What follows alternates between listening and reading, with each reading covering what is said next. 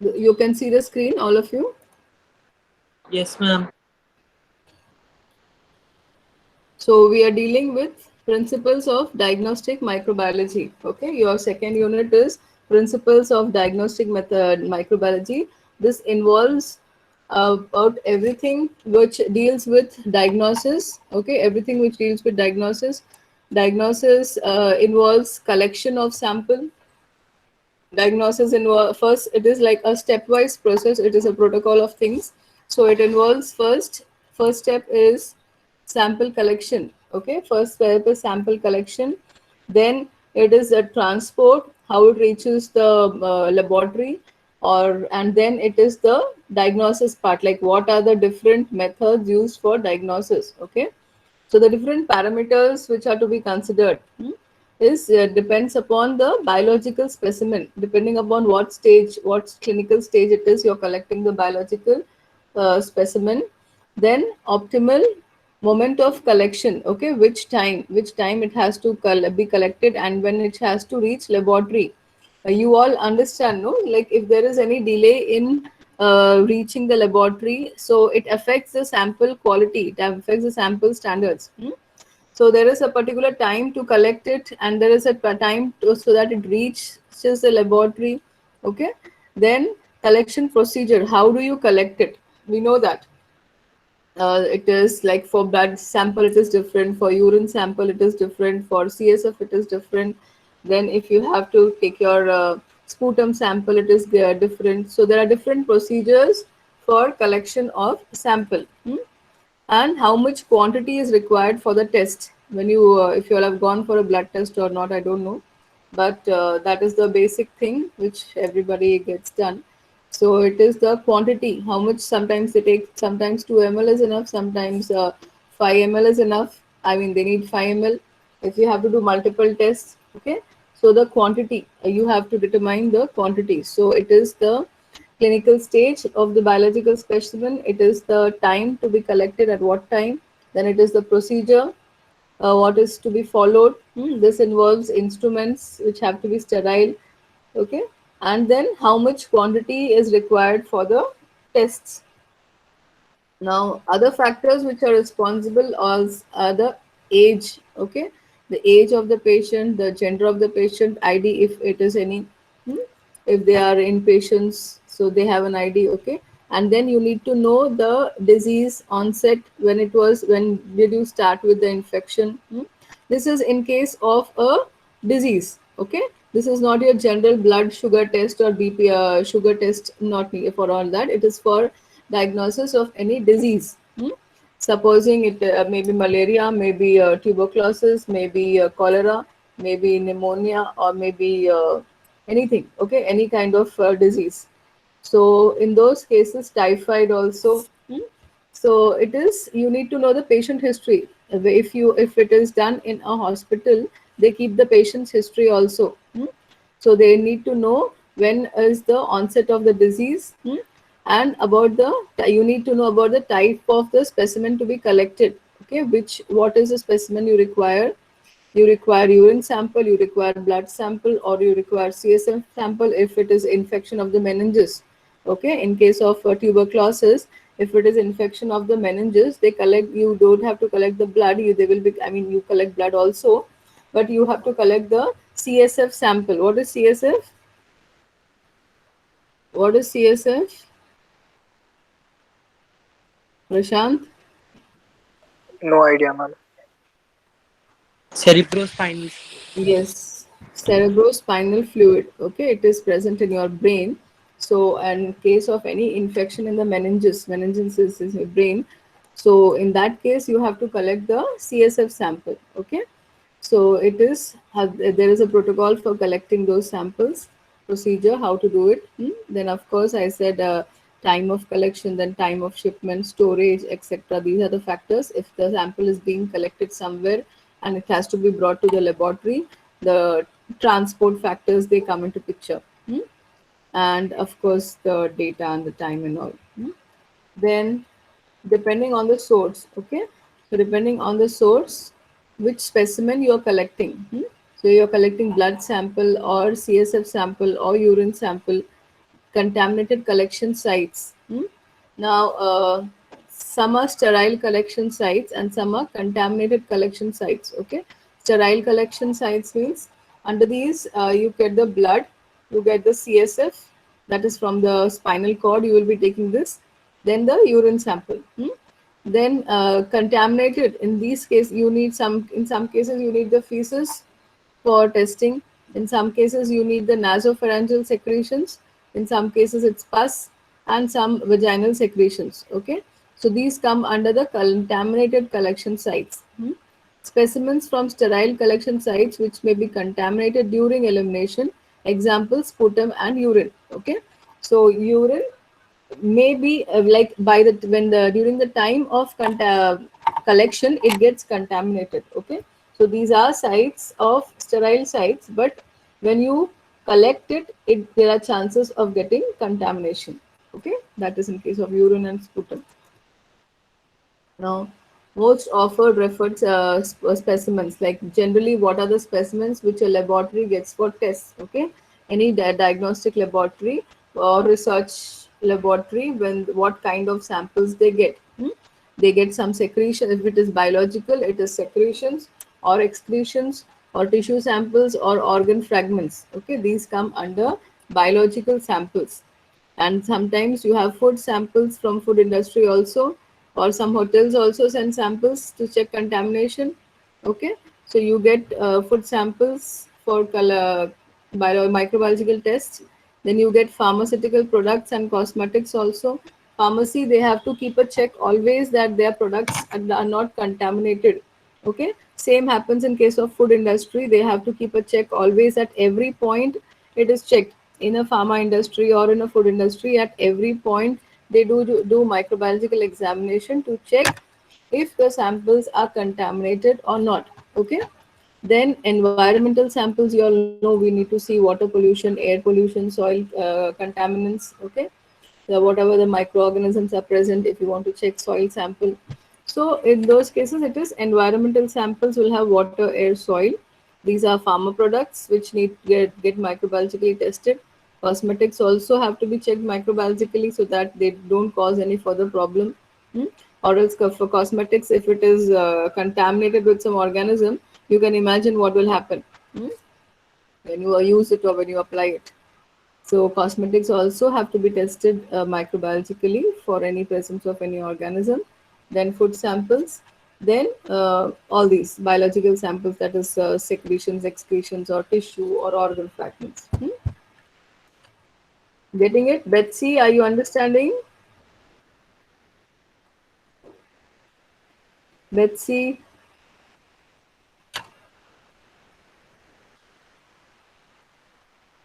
Betsy joined just now. Swarupa, is it okay? Yes, ma'am. Okay. You have to be there till the end of the class and don't leave the class in between and vanish.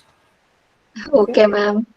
Okay. So for collecting pharyngeal, nasopharyngeal exudates. Okay, so it means you have to collect the pharyngeal and nasopharyngeal exudates. Okay, excretions. So for the patient, you have to be. These are the criterias. Okay, these are criterias when you're collecting a pharyngeal excretion or secretion. So in this, it is in the morning, that is before you eat or before you brush, and at least 4 hours since last meal and at teeth brushing. Okay, so these are the factors which affect if you're collecting a pharyngeal sample. Then no mouth rinse and no chewing gum. So these shouldn't be there in the mouth. No antibiotics during last 7 to 10 days.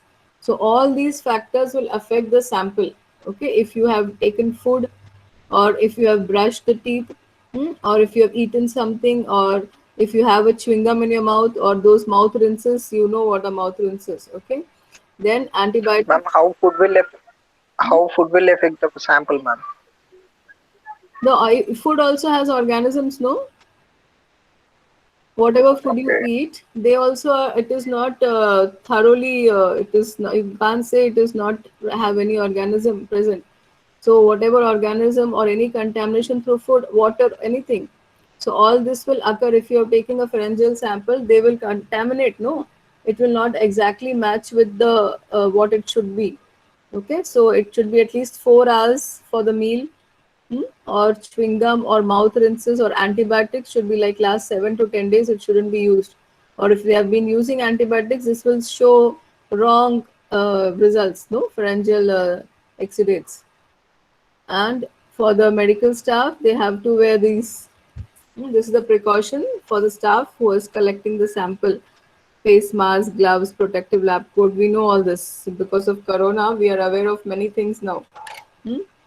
All the students you may be knowing now.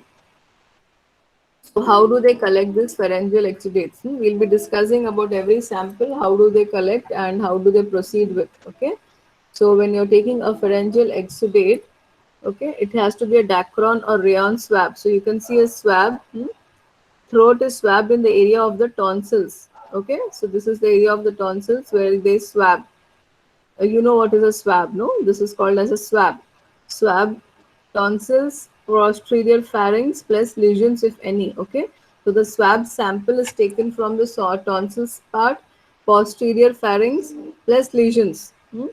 Avoid touching tongue, cheeks and teeth. So if this swab touches the tongue or teeth or the cheeks, you will get sample from tongue, teeth and cheek part also. You understand? When we are you can imagine that when we are doing streaking in a petri plate. Okay, so we be very careful. No, we only take the loop, we take the sample and we directly do it on the plate. We, in between the sample and the plate, we see to it that the loop doesn't touch any other area. Yes or no? Yes, Swarupa, Shrija. Yes, ma'am. When we are doing streaking, Yes, ma'am. we see to it that our loop touches the sample, and from the sample it directly comes to the petri plate. Okay, in between we take care that the loop should not touch any part, no, even the petri plate lid or anything. We see to it doesn't touch, because if it touches here and there, what will happen? Contamination. First contamination, and you will tend to put your organisms here and there. Whatever is in the loop, they will touch here and there, and whatever is there will come to your loop. So similarly, in case of collection of samples, here also you are using a swab. So if the swab, you have to be very careful that you take it from this region of the tonsils only and just bring it back straight. If you are coming out and touch the tongue or the teeth, it will lead to cross contamination and cross results. So after you take it, what you do, you place it in a sterile tube and transport to lab at room temperature 2 to 8 degrees Celsius. Okay, got it? So Yes, this ma'am. is a close picture of how it shows acute tonsillitis, white follicles on tonsils. So from here they take the sample. Now this is about the nasal and nasopharyngeal exudate. Uh, you all have done COVID test, no? All of you got it done, no? For college and examinations. Yes, Yes, ma'am. ma'am. So Ma'am. nasal Ma'am. exudate was taken. Yes, Yes. ma'am. Yes, What did you ma'am. take From for your? nose. Huh? Tell. Nasal. Nasal exudate, no? They collected sample from nose. Yes, ma'am. So now, so you know how it is done. So for all of you, it was nasal, no? Yes, ma'am. Throat Yes, swab. ma'am. Rapid test. No, no, Throat no. swab. Only nose. Only nasal, No, no? ma'am. Only nose. Okay, okay. So they also take throat swabs. For your case, it is only nose, maybe. For For RT-PCR, RT-PCR, PCR, they'll take For you people, it was you have done PCR test, no, all of you. myself, ma'am. Others, myself also. Arvind, Ma'am. He took CT scan, ma'am. huh? What? No. What happened? Your mic is not working. RT-PCR only, ma'am. Which sample he took for you? From the nose and also from the throat, ma'am, like near the tongue. Yeah, The they take it like from the throat extreme end of the region tongue. also. Yeah. In corona, they take it from the throat region also. Yes, ma'am. Okay, so you all know this nasal exudate how they take. Okay, the neck of the patient is kept in an extension position. Okay, and a swab is inserted through nostril along nasal floor until reaches the posterior pharyngeal wall. Okay, so it is inserted deep. You would have felt that it is inserted deep inside your nose when it reaches the pharyngeal wall. Okay, so there it is rotated and withdrawn slowly, plus reinsert and repeat steps. I have heard it's painful. Take out and insert into a sterile tube. Okay, so this is then inserted in a sterile tube and sent to the lab. Okay, so that was about your nasal exudates. Before that, which one did we do before nasal? Before nasal, which one did we do? Shrija, Tonsils. Blood. pharyngeal. Okay, before nasal, it was pharyngeal exudate. Hmm? So now this is nasal exudate, and the next one is collection of sputum. Okay, what is sputum? Mm, What is sputum? Sputum. Like, when we cough, Sputum is different from those who are saliva, lung no? patients. Yes, ma'am, but those who cough, I mean, those who have lung problems, mostly they get tested with this sputum. Like, Yes, sputum is nothing but after coughing, it will get right, ma'am. After it is lots the of cough. Before it is the mucus. before brushing. It is the mucus No, which no, is secreted from the lungs. Okay, saliva is different. Sputum is different. We cannot mix it up. Saliva is ma- what is there in sputum India? is Limited. somewhat so solid and It is a it was so. mucus. It is the mucus which is Uh, secreted by the lungs, and it is also called as phlegm. Okay, when you cough, yes. So it is also called as phlegm, and it is the mucus thick, which is a thick secretion of the lungs, mucus part. Okay, and it brings out the microorganisms or any contaminants present. That is what it brings out with it. Okay, so the collection of sputum. So optimal in the morning. Okay, higher amount of sputum secreted during the night and stagnant in lower respiratory waves. So generally, when you get up in the morning, you tend to cough and take out the sputum part. Okay, I mean, people who are suffering with cough or any illness, they in the morning, you know what happens because throughout the night it gets settled down in your throat. Hmm? So when you morning, when you cough, you tend to take it out. Okay, so the right time is that to collect it. Then indirect method, patient energically rinses mouth with saliva solution, coughs and expectorates in sterile container, that is a petri dish or any container. So one is when you can collect it in the morning, or the next is when you cough and you collect it in a sterile container. Directed is bronchoscopy or tracheal puncturing. Okay, so in this they take it out. They can directly take it out through bronchoscopy or in some patients where they're not able to cough and take it off. No, in such cases they directly take a punch machine and they take it to the tracheal bronchoscopy. Hmm? So that is about collection of sputum. Then collection of blood, we all know how blood is collected.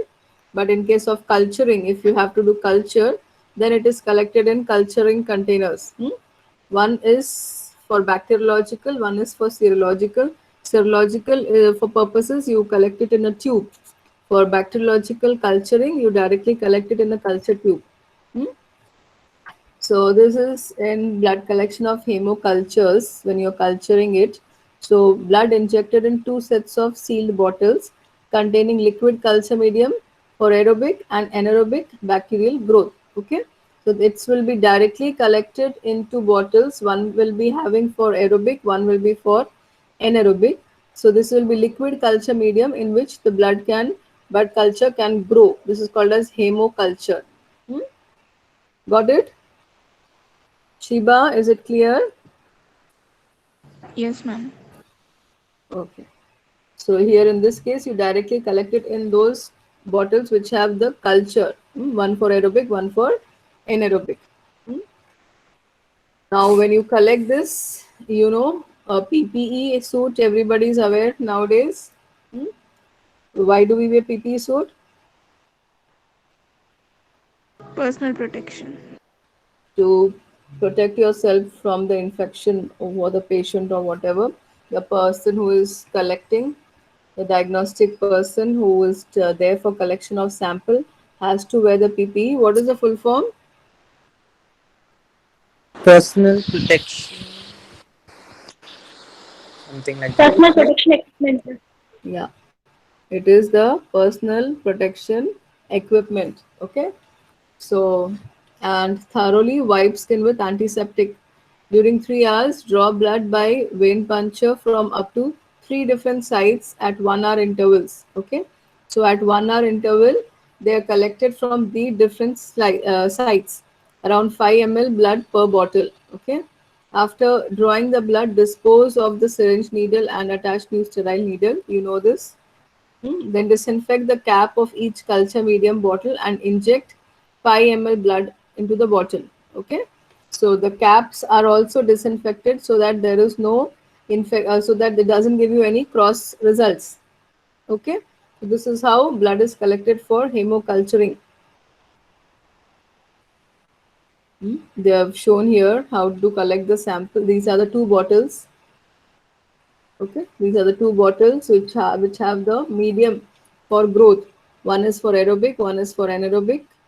Okay, and this is how you collect the sample. Serum blood sample, you all are aware of how it is done, but in this case, it is directly put in the bottles. And there are also systems which detect bacteria in blood and other systems directly. Okay, you don't have to follow your routine procedures. You just place the bottles in these equipment and it will tell you the bacteria which is present in those bottles. Okay, so these are automated systems. You don't have to follow your usual processes of culturing. You just put it here and they will detect the organism which is present. So of course it will grow for 24 hours and after that they will do the detection by this method. Okay. Now collection of blood for serology. This we are aware of this. Okay. So similar protection coat is used and through skin decontamination with antiseptic. Okay. First the skin is clean. No. Before you take the blood, what do? You all don't do it in our college, but it is generally they clean that area. No, before collecting blood, they clean that area and then they collect the blood. Hmm? So blood drawn by vein puncture with a sterile syringe and needle. We all know this. Okay, and collected in a tube.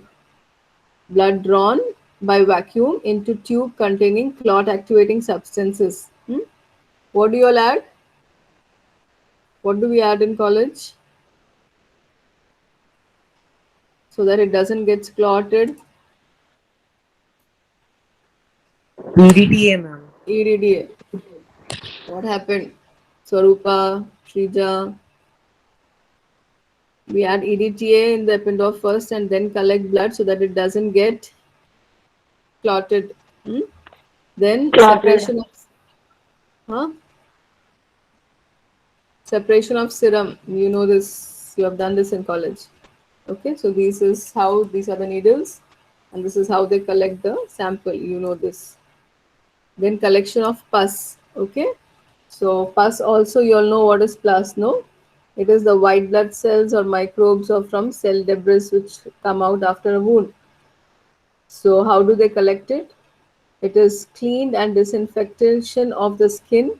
Okay, it is first cleaned with iodine, then incision and aspiration of the pus. Okay, then the pus is collected with a help of sterile swab or loop.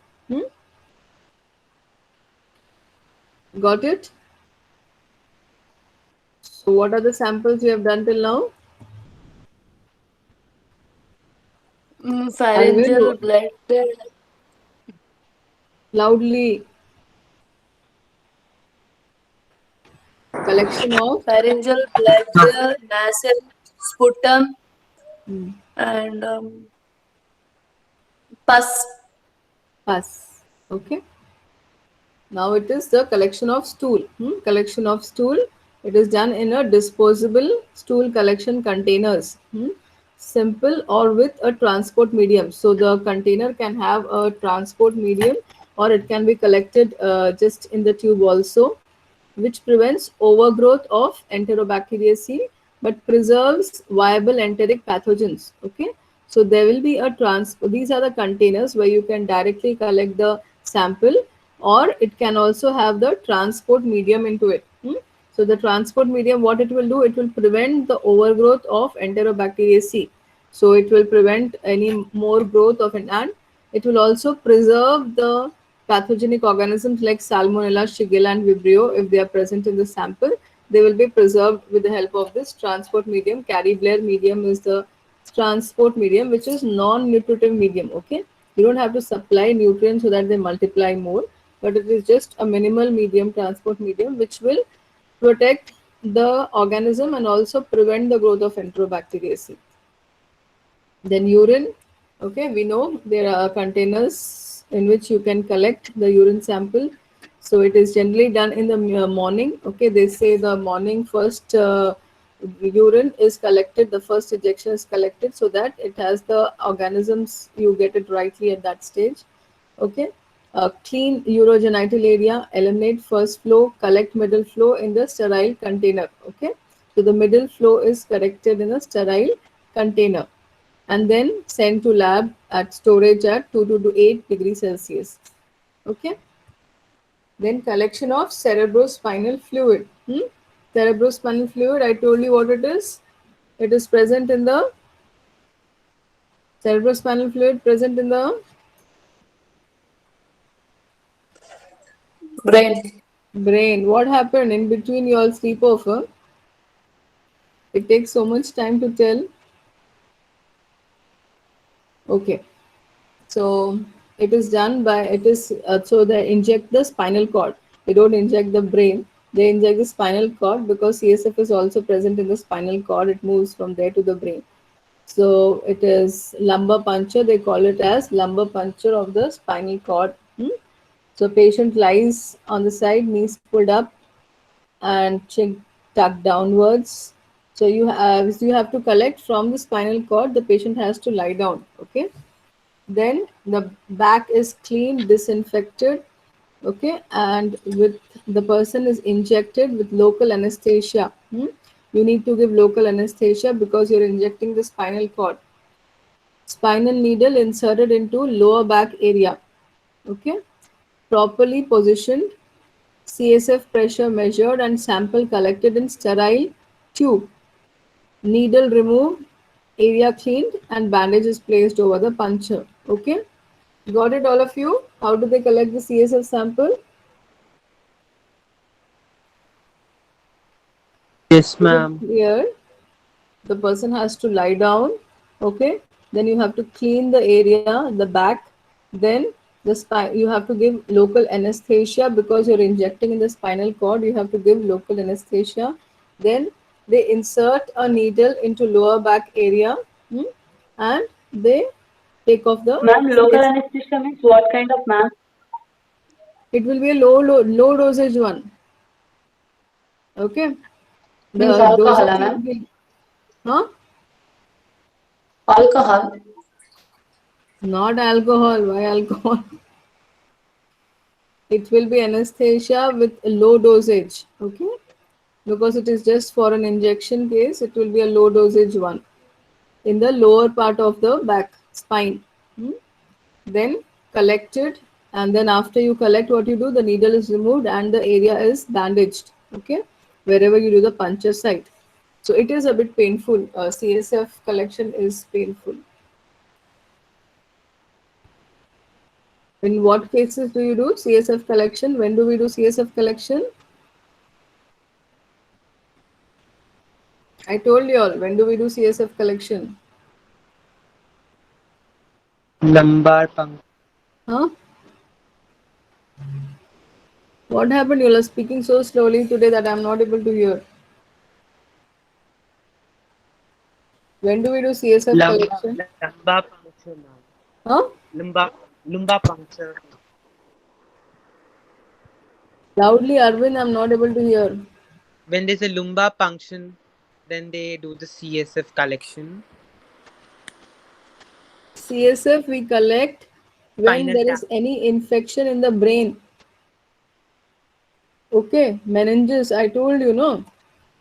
When do we collect? When does the question come to collect the CSF of a patient? It is not routinely collected. Routinely, it's only your urine sample or blood sample, or if it is nasopharynx sample. In case of throat or lungs infection, it is the pharyngeal. But CSF is not routinely collected, only for those patients whom you suspect any infection in the brain. Okay, because we need to check the infection in the brain. So how do we do that? With the help of this CSF fluid which runs throughout your brain. Okay, tuberculosis meningitis, if it is tuberculosis of the meninges, you will just not know. Throughout the body, any test you do, you will get negative test.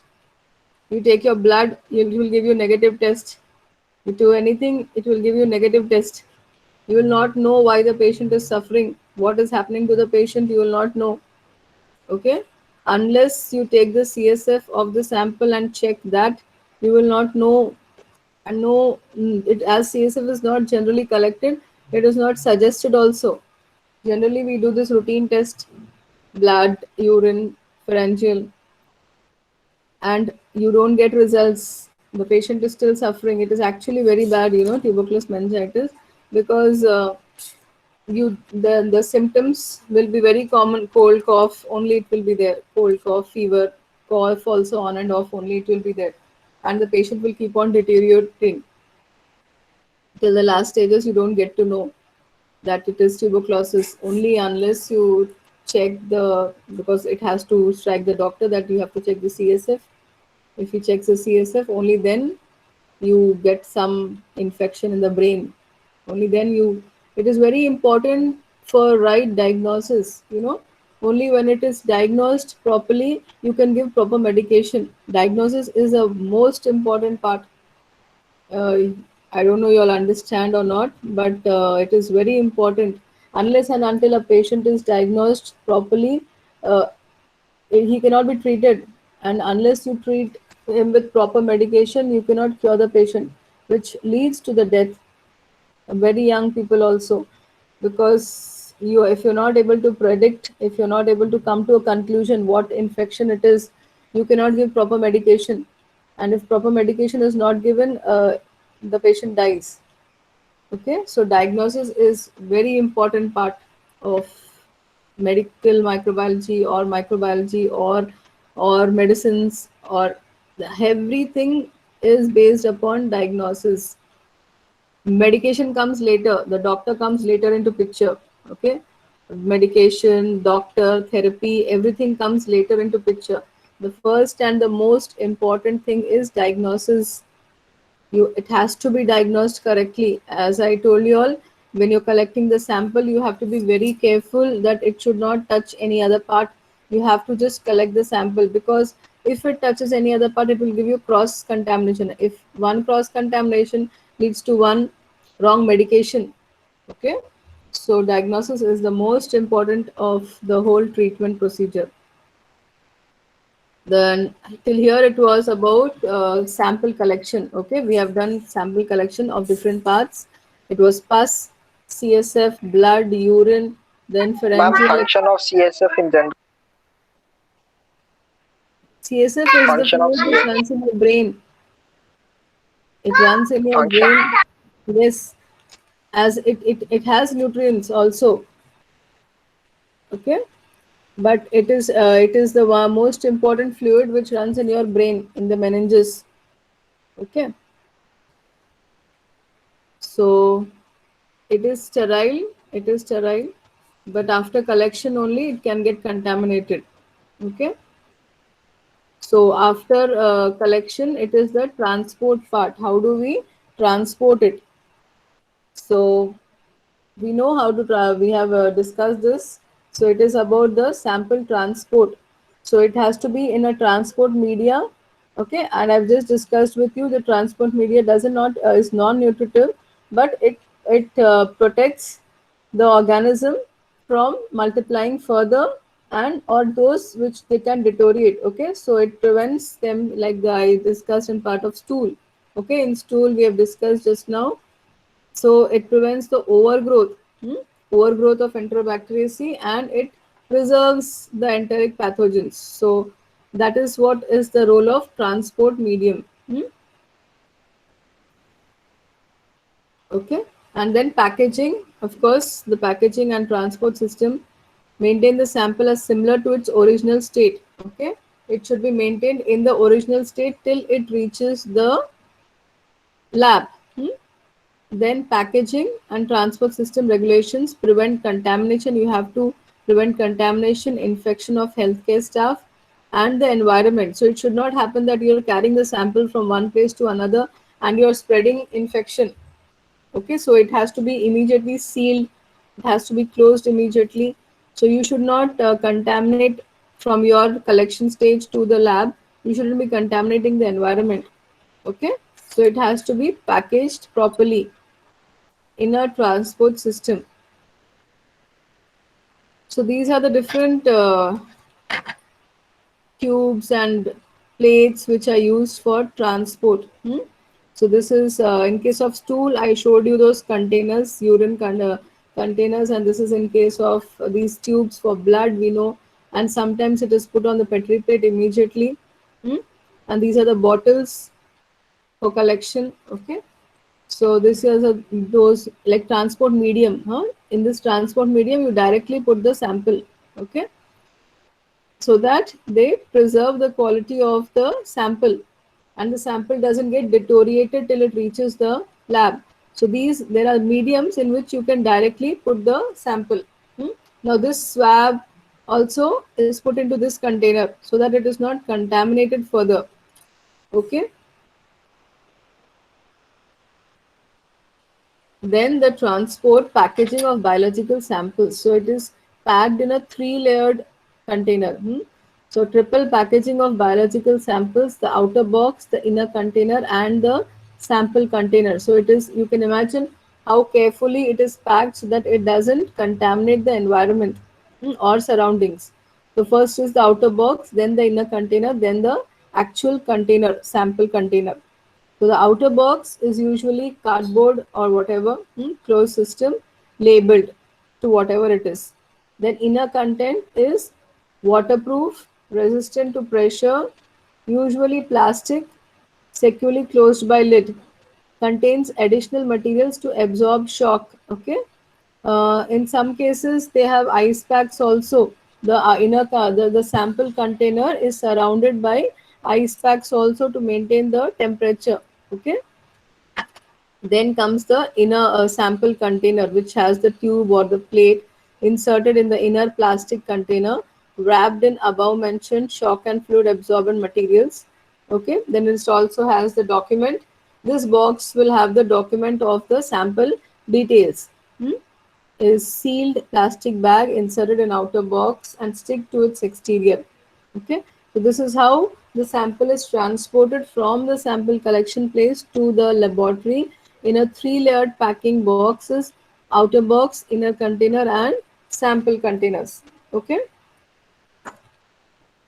then this is the images which they show. Okay, you can see the primary receptacle leak proof. Okay, this is the first like the innermost box which we can see, which is having the sample, then the absorbent which is placed around the sample. This is the secondary packaging. Okay, and this is the outer, finally the outer box which is there. Then transport, you can see they used ice packages. So these, if it is a bigger container, these are the ice or ice packs are used.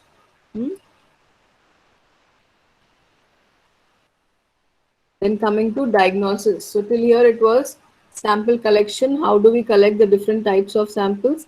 Then how do we transport the sample from one place to another in a transport medium, the container, the packaging, etc. Coming to diagnosis. Okay. How do you identify which bacteria it is? So these are the different methods. How do we identify the bacteria present in the sample. It can be microscopic, it can be cultural appearance, it's through biochemical reactions, through serological, through animal inoculation, bacteriophage typing, and molecular methods. Okay, so first is these are the different ways like how we can identify the bacteria present in the sample. Okay, how we can come to diagnosis, because when you tell the organism present, the doctor can tell what he has to be treated with. Okay, so the microbiologist plays a very important role because diagnosis is through the help of pathological methods only. So that is how a microbiologist plays his important role, because all this is to be done with the help of a microbiologist in a path lab only. Doctors come into picture only when you tell them what it is. Okay, they cannot directly predict. Nowadays you don't have doctors who can directly predict the infection. It was in olden days when the doctors could just tell you what is the infection and they will just give you the medicine without the help of the pathology lab or all these list of tests. But nowadays doctors, they cannot directly tell. They will just send the patient for all these kind of tests for biochemical, serological, or maybe PCR, molecular is PCR. After those test results, only when you tell what is the organism present, they will decide upon the treatment. Okay, so microbiologist plays an important role. Now here it is microscopic examination. We all know what is microscopic examination. What is it? Swarupa? Examination under microscope. Yes. Cultural appearance. Swarupa, what is cultural appearance?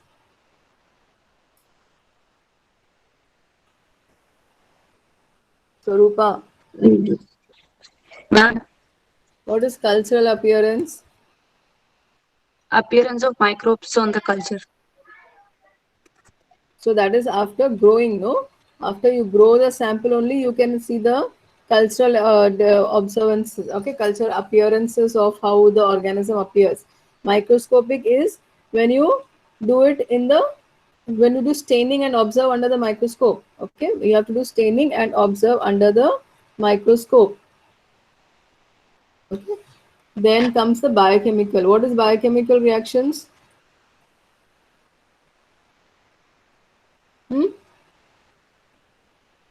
Biochemical reactions, what?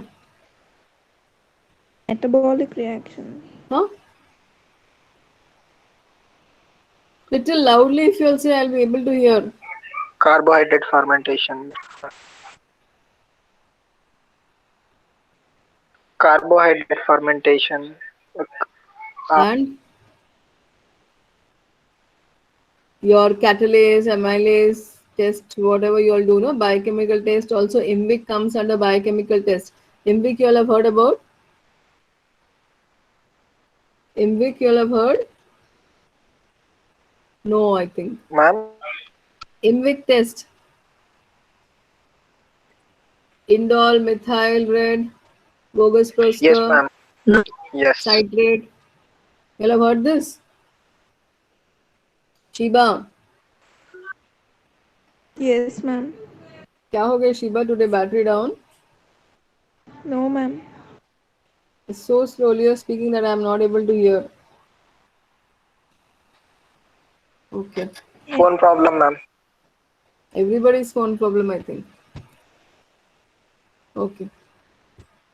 So it is biochemical. Under biochemical, it comes all the various chemical tests which you do to check the characteristics, chemical characteristics of the organism, biochemical characteristics. Okay. Serological में क्या आता है? Blood serum. Blood serum test.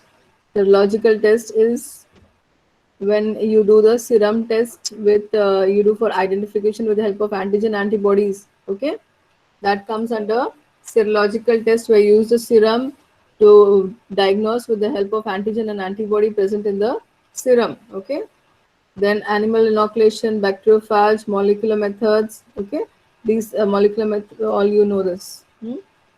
Then coming to microscopic Ma'am, examination. bacteriophage typing means They use bacteriophage the typing. bacteriophage. They use the bacteriophage over here. We'll discuss one by one everything. So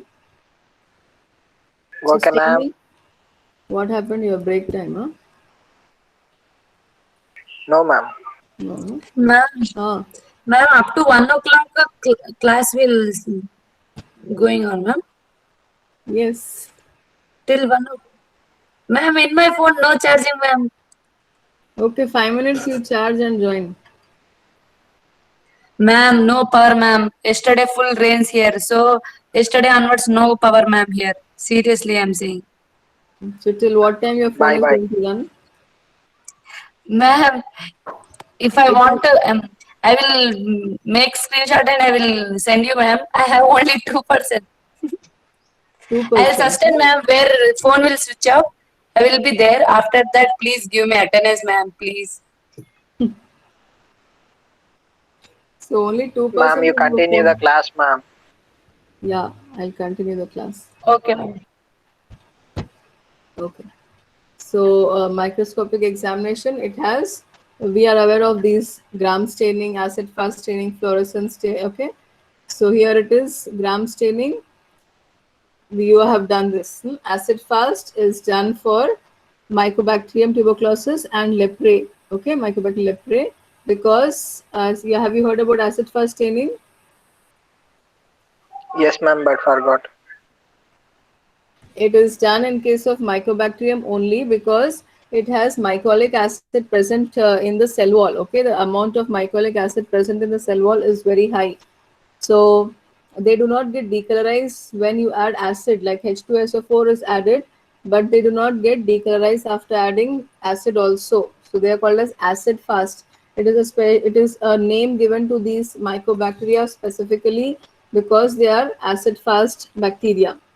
They are called as acid fast because they retain the stain even after decolorizing with the acid. Here you can see gram positive, gram negative. You all are aware of, no? Yes, Yes, ma'am. Yes, yes. ma'am. And acid fast, here it is. First you add carbofuchsin. Okay, acid fast staining when you do, you first add carbofuchsin. So the pink ones जो भी दिख रहा है, all that is mycobacteria. Hmm? Then what happens? First you add carbofuchsin, then you do decolorizing with H2SO4. Okay, H2SO4 is a very concentrated one, no?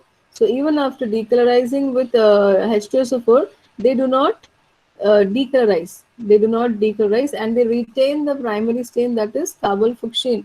Okay, but other bacteria, what happens when you put acid? They decolorize. Other bacteria whichever present in the sample, when you put acid, they decolorize. And after the next step is adding methylene blue. So methylene blue, when you add, it takes up the methylene blue. Okay, it takes up the methylene blue and shows blue color. But acid fast bacteria, they show pink color because even after they have high amount of mycolic acid in the cell wall. Okay, so they retain the primary stain, that is carbofuchsin, and they do not decolorize after adding H2SO4 also. So that is the difference between the other bacteria and mycobacteria, and so you can make out mycobacteria. Hmm? You understand now? Gram staining principle, you know, no? Primary stain, secondary stain. You what do you add here for decolorizing? Hmm? What do we add decolorizing के लिए? Gram staining. Alcohol, ma'am. Yeah. I thought Arvind has left the class. No, ma'am, I'm there. I'm listening. Okay. You just answered now after a long time. So here we do it with alcohol and the normal common bacteria, they decolorize, but our these gram positives don't decolorize. Okay, but in this case they do it with concentrated H2SO4 and they are acid fast. That is why the name acid fast, because of the mycolic acid present in the cell wall. They do not decolorize. They take the primary stain carbofuchsin, appear pink in color, whereas after this decolorizing, the other bacteria, they take the methylene blue and appear blue in color. Got it? Betsy, Swarupa, did you understand? Yes, ma'am. Okay. Swarupa, you should charge your phone before class. You know, na class is there. You should keep it your phones charged. Ma'am, yesterday weather is not good, ma'am. So Yesterday full rains, no power. It did not rain here. Okay. you are not Then believing, ma'am. fluorescent staining. Okay. It is here you can see the difference in fluorescent staining, the use of fluorescence dye. Here the viable cells will show green in color. Okay. And the dead cells show red color. So all those which are green in color are the viable cells. They show fluorescence. Okay. They emit fluorescence. Then cultural characteristics. You are aware of all these cultural characteristics. Okay. Pigment Ma'am, production. fluorescent staining once again, ma'am. Yeah, I'll just. We'll take a 5 minutes break and start. Hmm? Okay, ma'am. Yeah.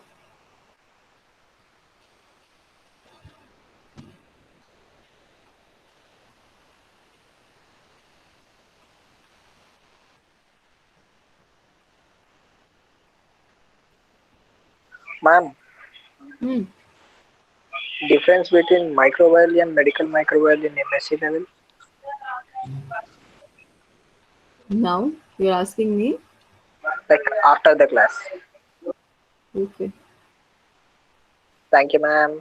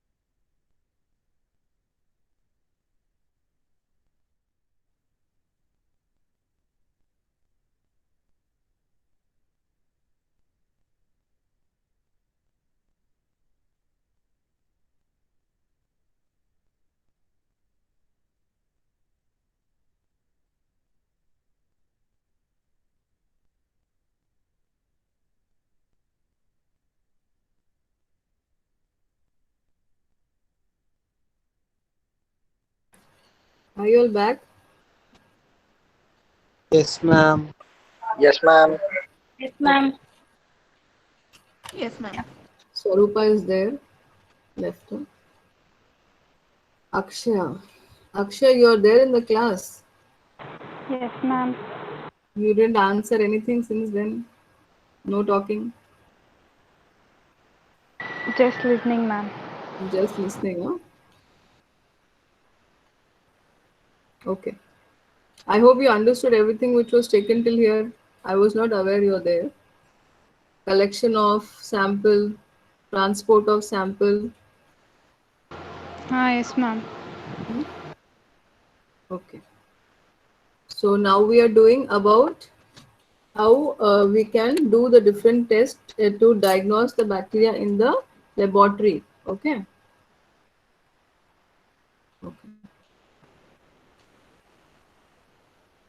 We have done this. Okay. So this was about staining. One is microscopic, then is cultural, then is biochemicals. So we have done microscopic. Under microscopic, you have to do. And the microscopic, what are the things? What do we have to do for microscopic? Betsy,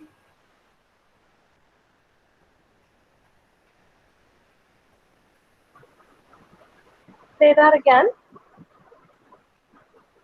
what are the methods for microscopic examination?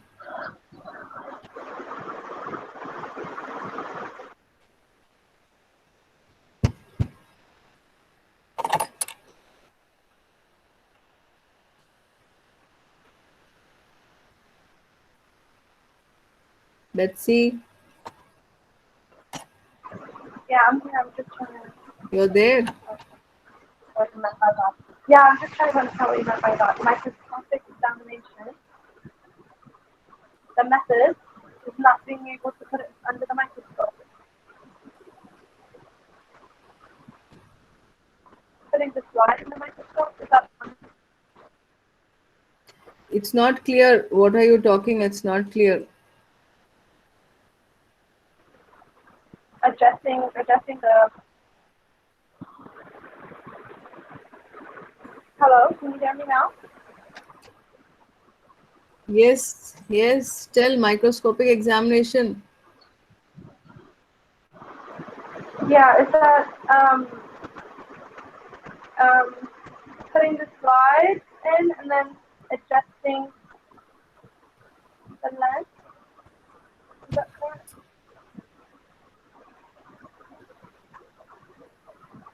It is different staining techniques. Microscopic, it is different staining techniques that are used. One is gram staining, one is acid fast, I explained you. Then is immunofluorescence or fluorescence technique, where you use fluorescent dyes.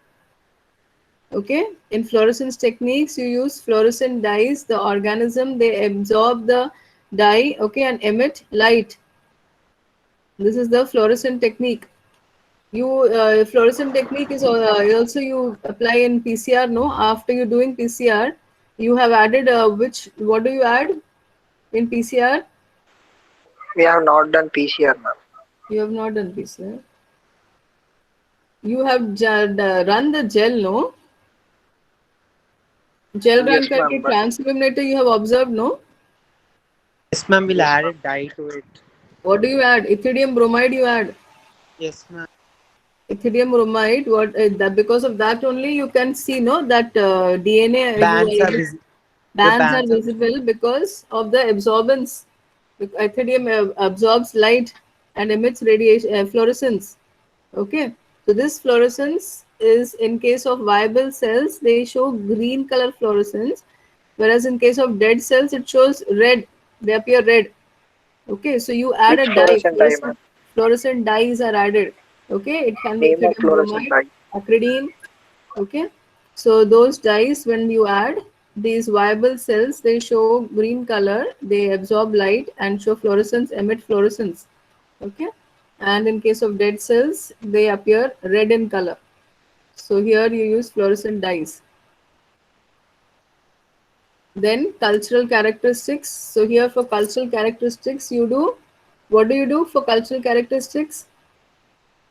We grow it on medium, no? For cultural characteristics, what we do? We grow it on medium to Yes, see ma'am. the colonies. How do they grow the colonies? You are aware of these cultural characteristics, okay? Yes, ma'am. We are. So here we do for pigment production, okay? Here if you're doing observing pigment production, it is endopigment and exopigment. The endopigment, it is golden yellow with Staphylococcus aureus. Okay, so the type of colonies which you see will be like this, and you can you conclude that it is Staphylococcus aureus because they come in the form of these pigments. White with, if it is white, it is Staphylococcus epidermidis. If it is an exopigment, the color diffuses in the surrounding medium. Okay, if the organism is producing an exopigment, what happens? The color gets diffused in the medium. Green exopigment with Pseudomonas aeruginosa. So if it is green in color, we can conclude that it is Pseudomonas aeruginosa because it is releasing exopigments. So the pigment has diffused in the medium. This endopigment remains there and it appears golden yellow or white in color, pigment like. Okay, this is how, depending upon cultural characteristics, we make out hemolysis of blood. Have you all seen blood agar? Blood agar, all of you have Yes, seen, ma'am. no? Yes, So ma'am. what do we do? We check if the hemolysis is there or not. Hemolysis means what? Killing of the red cells. Hemolysis means killing of the red cells. So here it is. If it is, you have complete hemolysis, partial hemolysis, and no hemolysis. Okay, complete hemolysis means the bacteria is able to kill the red cells. So wherever the bacteria has, they release enzymes which will do lysis of the red blood cells. Okay, exotoxins are released by Streptococcus, which will bring about the lysis of the red blood cells. So because the cells are lysed over here, they become white in color. The media becomes white in color because of hemolysis. Okay, then if it is partial hemolysis, it will be partially white and red. It will be partially white and red, but no hemolysis means the media will remain red in color. Okay, if there was no hemolysis, the media will remain red in color. And so you can conclude from here, if you see such kind on blood agar, if you see such kind of colonies, means you can say hemolysis has occurred, and it can be Staphylococcus aureus or Streptococcus pyogenes. Okay, and no hemolysis, enterococci. Okay, so this is how these all these come under cultural characteristics. This McConkey, all of you are aware of. Lactose fermenting and lactose non-fermenting. Okay, so all those E. coli is a lactose fermenting organism. So what you see, pink colored colonies. E. coli gives pink colored colonies showing it is lactose fermenting, whereas the other half of the plate, if you streak it with Salmonella or Shigella, so you can see evident that the color of the media becomes pale colored. The media becomes pale colored, showing it is lactose non-fermenting. So all these comes under cultural characteristics.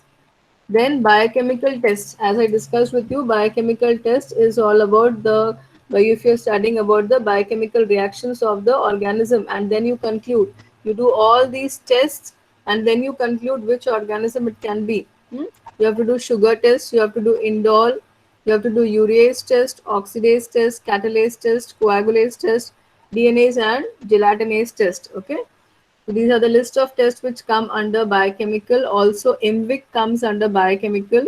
MVIC full form I told you. What did I tell you, MVIC full form? What is the full form of MVIC? I discussed, Akshaya.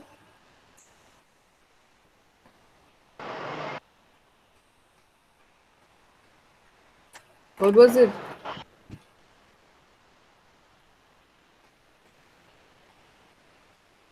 Don't know. Indole methyl red. Indole methyl red. V stands for Vogus Prosker. Then citrate. Citrate. Okay. So this is what it is. You all these, as I told you, under diagnosis, first was microscopic, second was cultural, third is biochemical. Okay, so we'll go through these one by one. Catalase. Have you all done these tests? Catalase, urease, second year? Yes, catalase, ma'am. Catalase. We have done catalase. Catalase, urease, oxidase, you all have not done, huh? Where in Not done, genetic, ma'am. in Only micro you have catalase. done, no? Yes, ma'am. In micro catalase test. Yes. Any of these in genetics? No. No, ma'am. No. Sugar fermentation also you all have done, no? I remember. Ma'am. Yes? No. Yes or no?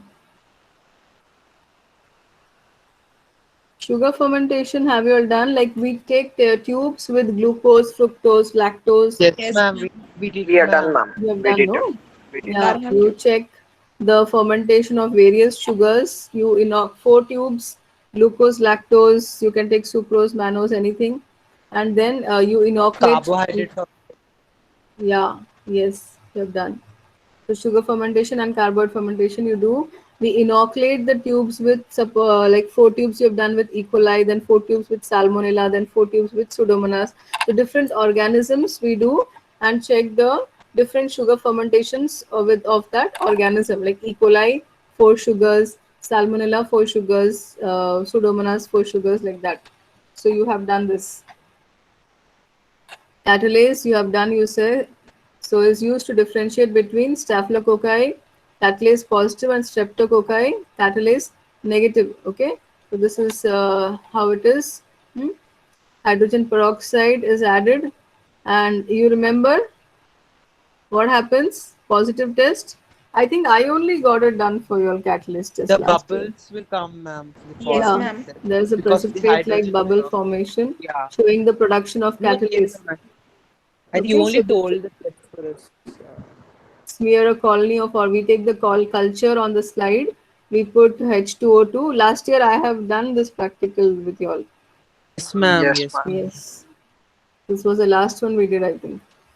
So this is what it is. We take the culture, then put H2O2 and see if observe for precipitation. So if the precipitation is there, it is like that there is production of catalase. So usually if it is staphylococci, it will be catalase positive. Streptococci gives you catalase negative. So no precipitate formation will be there. Okay.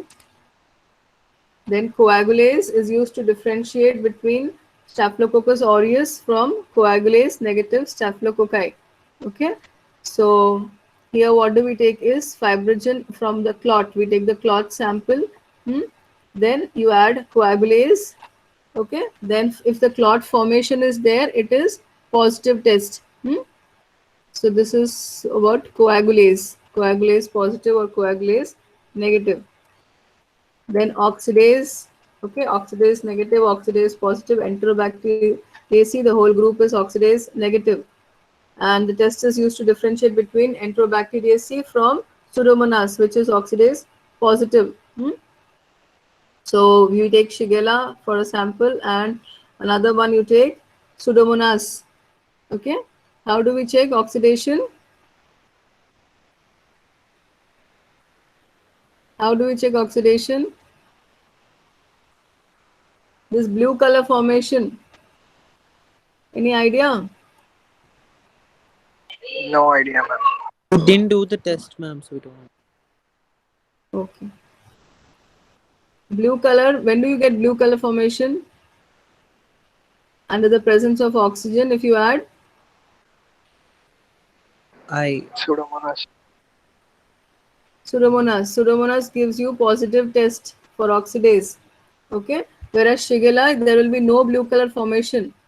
You've used litmus paper over here. They've used litmus paper and the sample. Production of oxidase checked with the help of iodine.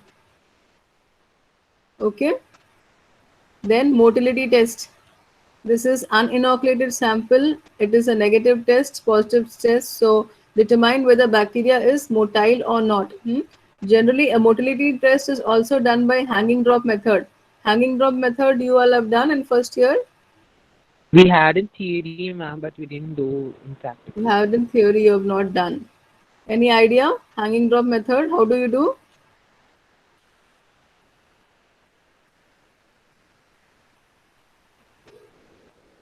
No idea. Okay. Got, So ma'am. you take a slide with a cavity and you take a cover slip. Okay. On the cover slip, you put a drop of the culture in the center. Okay. On the cover slip, you put a drop of the culture in the center and then place the cavity slide. Cavity slide will be a slide with a little bit of depression in the center. Hmm? You'll have seen the cavity slides, no? Which have cavity like I this. think we did this Huh? method, ma'am.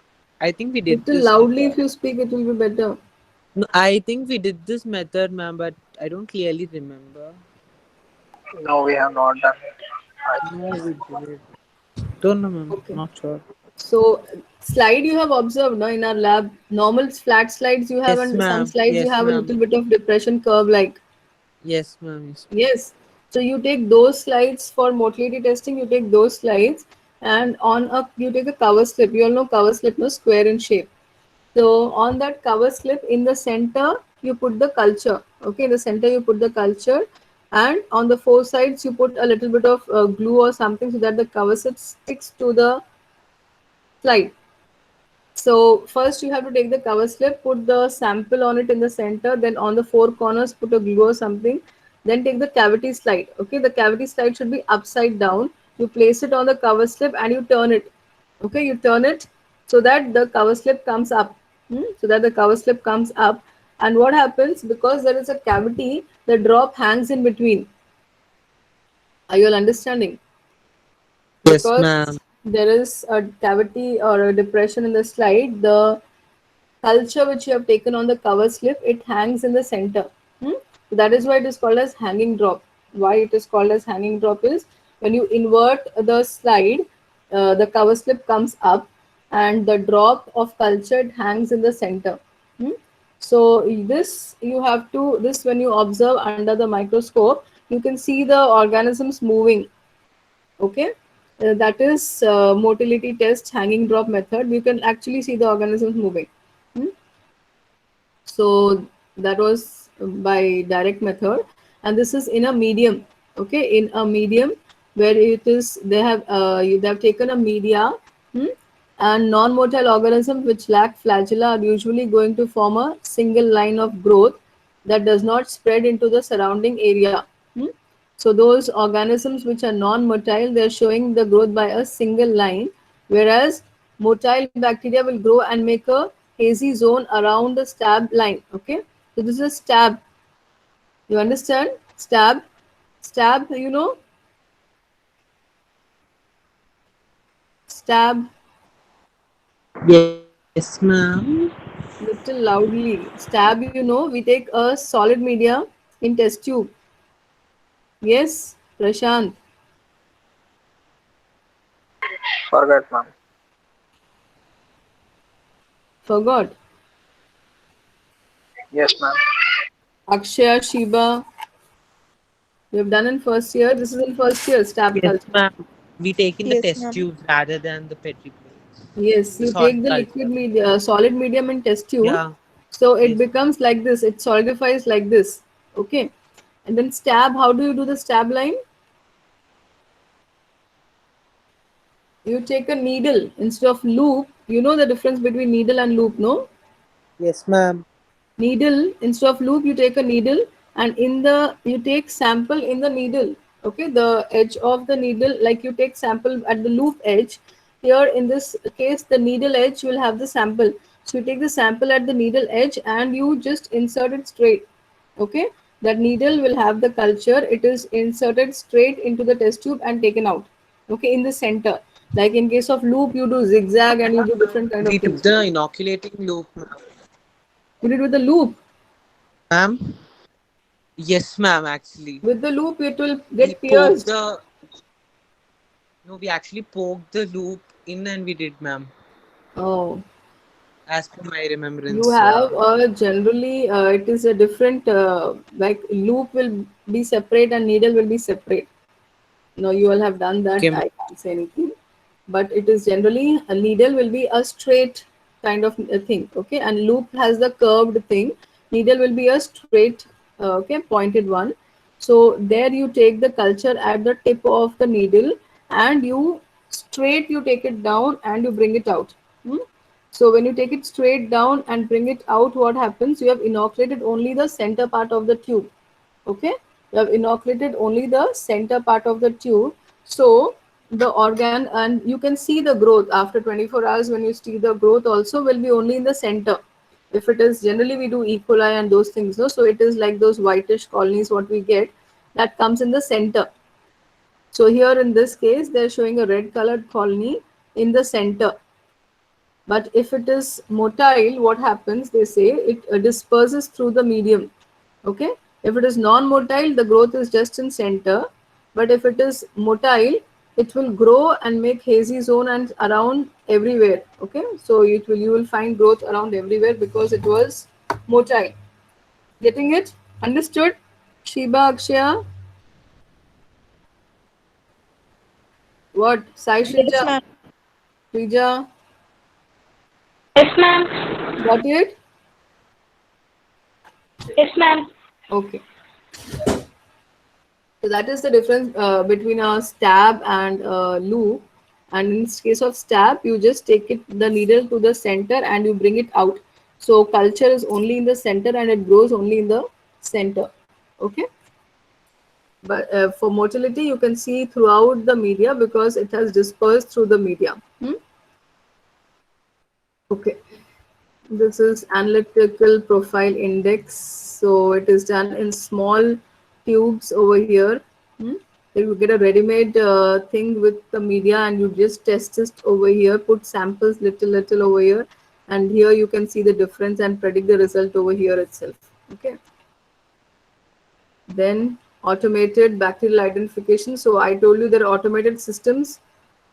These systems identify the organism and its antibiotic sensitivity by detecting color changes or turbidity in special plastic cards inoculated with the organism. Okay.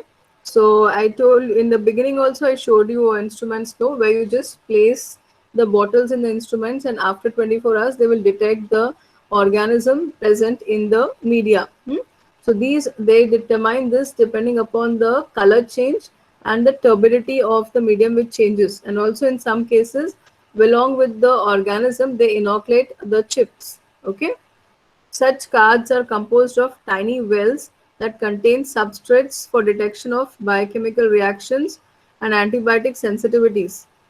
So once the card has been inoculated and placed in the instrument, it will automatically perform all readings and results will be there in 4 to 6 hours. So these are automated systems where they will identify bacteria automatically rather than your manual processes. So these are those systems where you just place the bacteria inside and it will give you the results depending upon the color change of the product. Then coming to serological. I told you in the beginning, serological means serum tests. Okay. It is a serum test which you do for identification, for antigen or antibody identification. It is the test depending upon antigen antibody reactions. I've explained you enough, I think, about antigen and antibodies. I hope Yes, you all ma'am. remember whatever Yes, I've told ma'am. you about antigen antibodies. So if they are similar, okay, if the antigen and antibody are similar, what do they show? There is agglutination, no? Yes or no?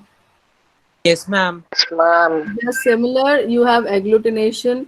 If they are not, there is no agglutination. Okay, and the test is positive if there is agglutination. The test agglutination shows positive test. We have done, I think, in the last sem Vidal, VDRL sab kiye na.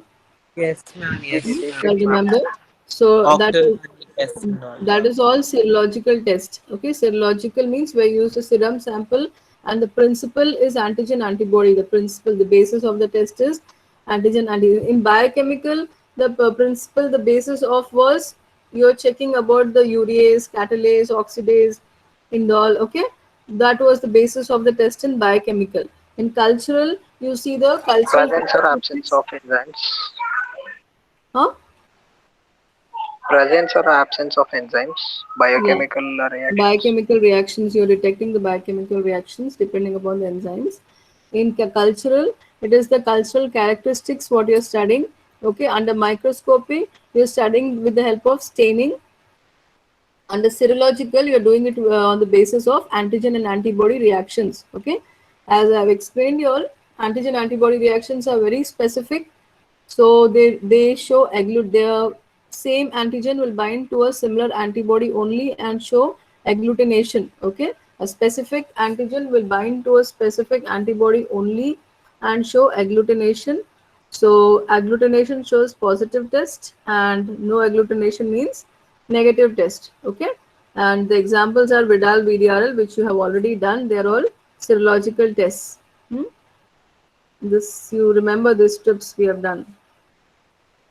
Betsy, you were absent for the practicals in the last sem. I don't think you remember or understand what I'm talking. Betsy? Betsy, you're there? Okay. So that was here till serological identification. They further do animal inoculation also. Okay.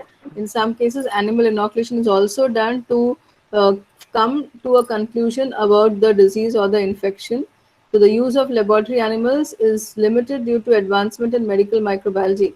So initially, the scientists used to use guinea pigs or mouse for doing laboratory experiments, but now as our medical microbiology has advanced a lot, so there is a limitation in use of these animals. Okay, they don't use much initially. Our scientist or the father of microbiology or Robert Koch or Louis Pasteur and all these people, they have done their vaccines and they have done their experiments on animals, mostly on animals and human trials also, because that time there was not much of advancement in medical techniques. But now, because of the advancement in these techniques, we have reduced the use of animals in our diagnosis part. Okay. Then, yeah, but they can grow fast in case of lepre and show results. Do not grow on culture. So they grow fast in these organisms, in these animals.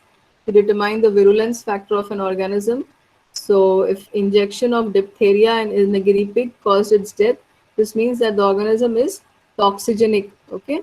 So if you have to check the virulence, you still have to do it on an animal. So to check that, if you inject diphtheria toxin in guinea pig and it leads to death, it means it is still toxigenic. Okay.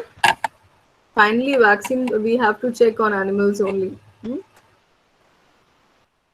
Coming to bacteriophage. Okay. So what are bacteriophages? Virus that infects bacteria. Viruses. Okay. So here we are studying cell lysis with the help of bacteriophages. So bacteriophages are viruses which infect bacterial cells and cause lysis. So different types of certain bacteria are lysed by different phage group. So depending upon that, we can identify the bacteria. Okay. Finally, our aim is to identify the bacteria, which we are doing for diagnostic purpose. Okay. So you can use bacteriophage, that is, you can use viruses to identify the bacteria also, because a certain group of bacteria are lysed by a certain group of viruses only. So if a phage is added to a plate inoculated with susceptible bacteria, a zone of lysis will appear around the phage drop. Okay, you understand? So when you're inoculating a plate, when you're doing it in a petri plate and you add a phage or virus, okay. So what will it show? It will show a zone of lysis around the phage drop, and as you know that this particular group of phage will lyse this particular bacteria only. So you can come to a conclusion that whichever bacteria it is, depending upon what phage you have used. Okay, they have shown it here that if you take cultured bacteria plated to create a bacterial lawn. So first you do lawn culture. Okay, you understand what is lawn culture, no? What is lawn culture, Akshaya?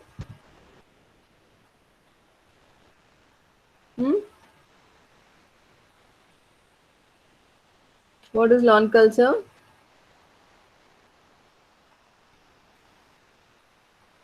Akshaya, what happened?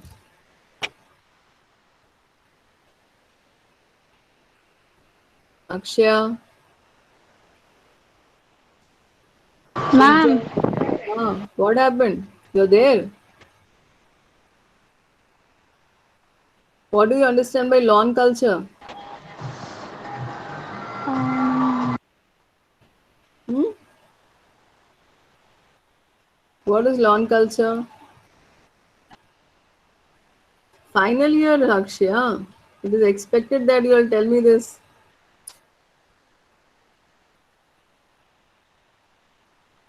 Hmm?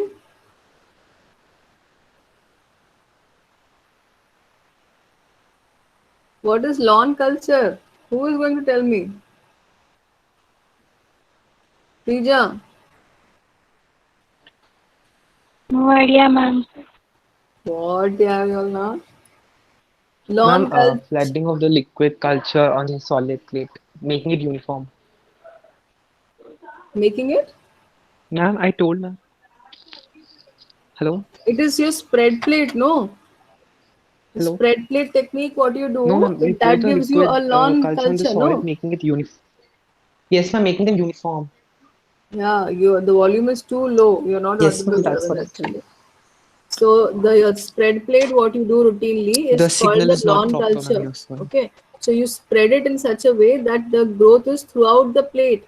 Okay, thus you spread it in such a way that the growth is throughout the plate. That is called as lawn culture.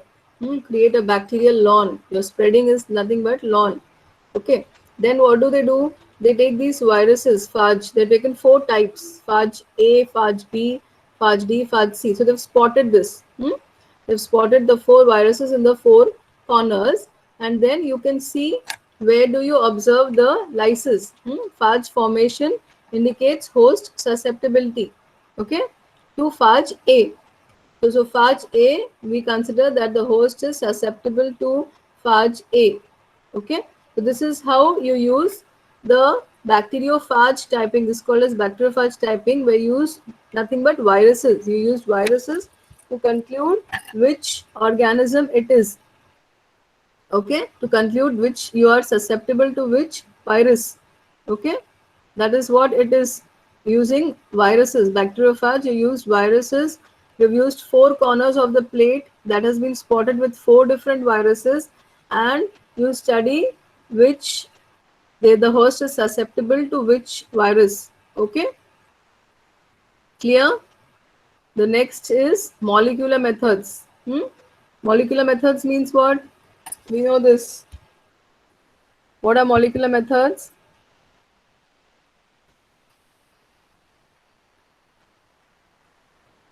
What happened to you all? RT-PCR method.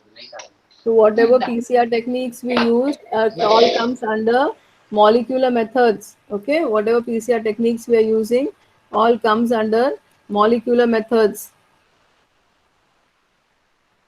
So the principle here is the probe consists of sequence of single-stranded DNA or RNA.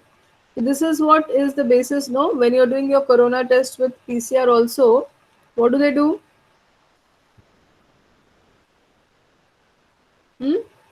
They attach a PCR, complement. yes.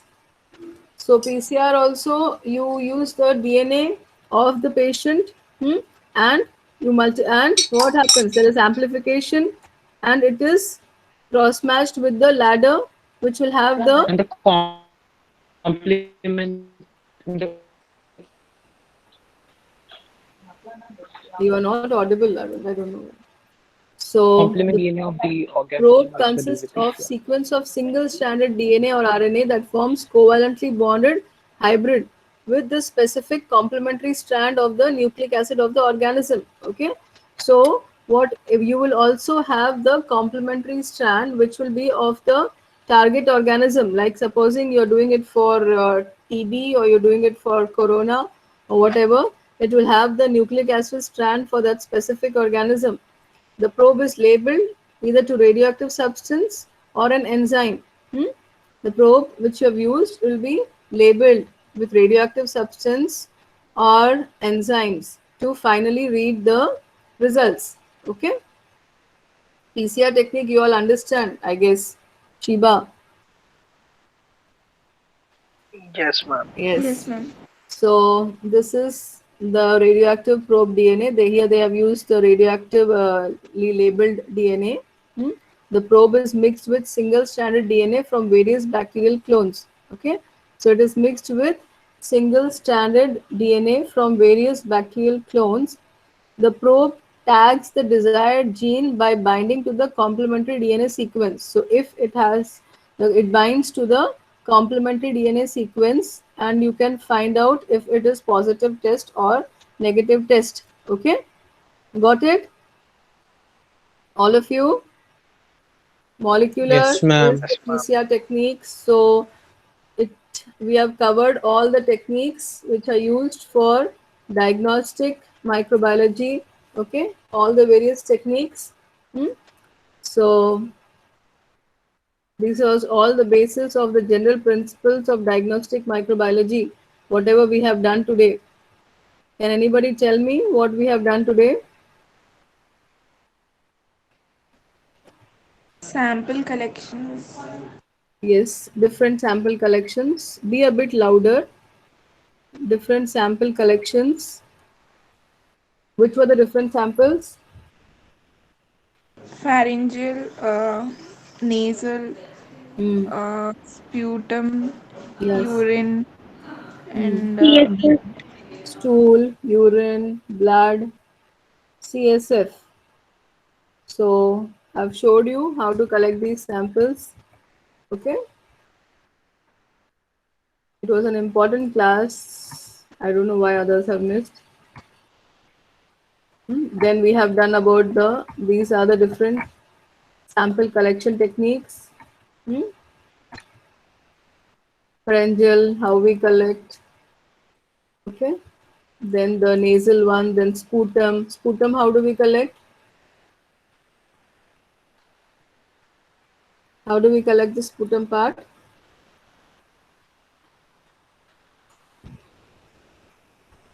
What happened? Sputum. How is sputum collected? Prashant.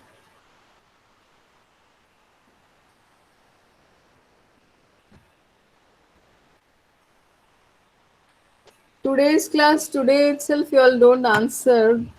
What does it show? How is sputum Collected, collected? collected from the cough, ma'am. Yes, it is cough. It is the mucus secretion of your lungs. It is generally collected early morning, or the patient has to cough the expectorate, or if the patient is not able to cough, it is taken by bronchoscopy. Okay. Okay. Then blood, you all know. Then for hemoculture, I told you it is in bottles with the liquid medium. Okay. Then these are instruments which can directly detect the organism depending upon the color change and the turbidity. And there are probes inserted, chip cards. Okay.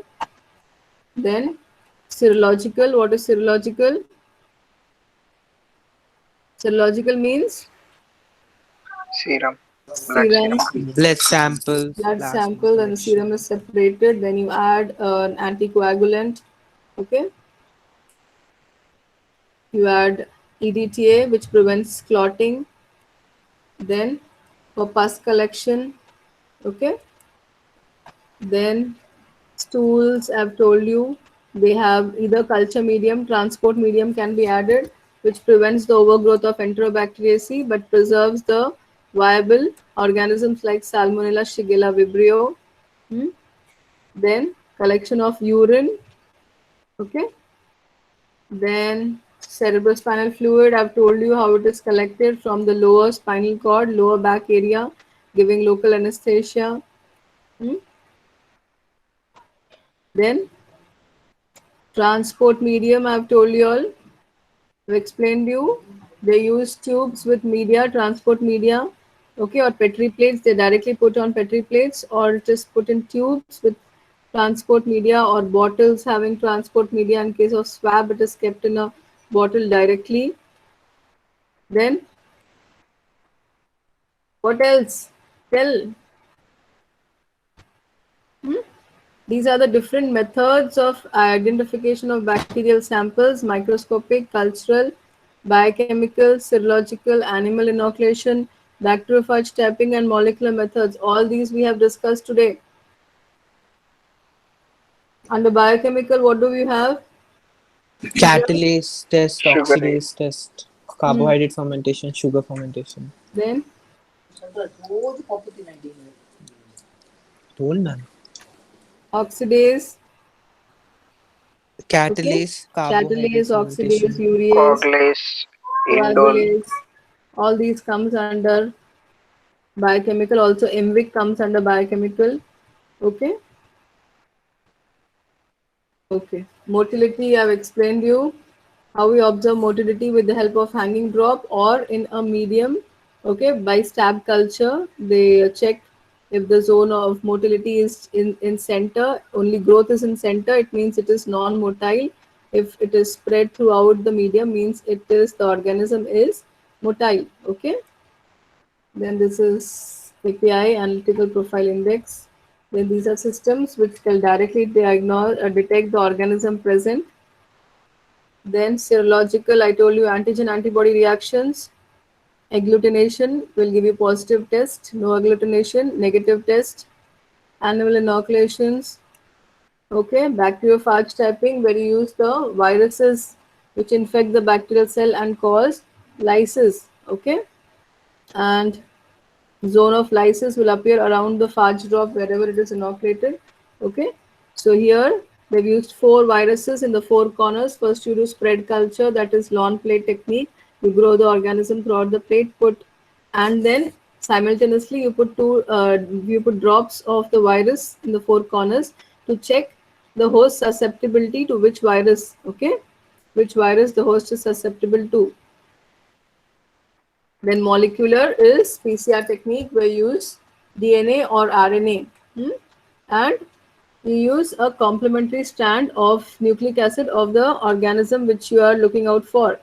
Okay, so this is how it is. Radioactive probe, when a probe is mixed with a single stranded DNA from various bacterial colonies. Okay, so in this case it will be the culture of patient sample.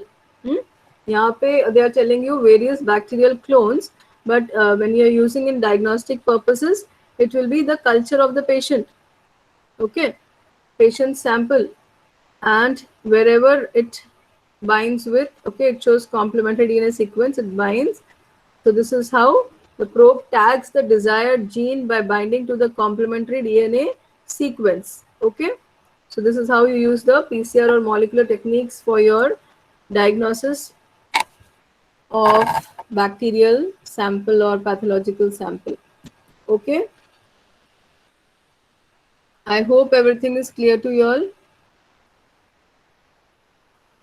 Betsy, are you there? Betsy, did you understand? Betsy not there. Others? Shrija, Akshaya, I hope everything is clear. Yes, ma'am. So this was all about the principles of diagnostic microbiology. The various factors, the collection, the transport, the diagnosis, the different techniques which are used for diagnosis of a microbiological or medical sample.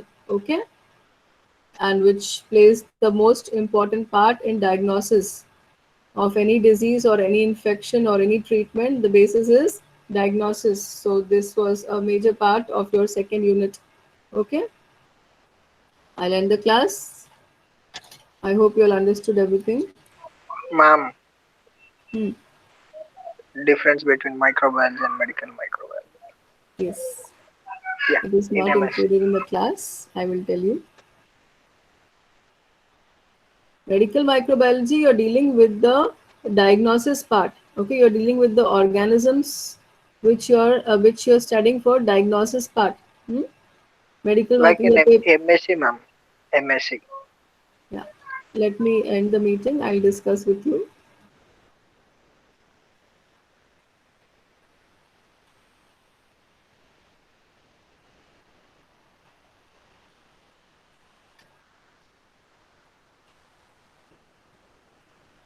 I will meet you in the next class. Okay.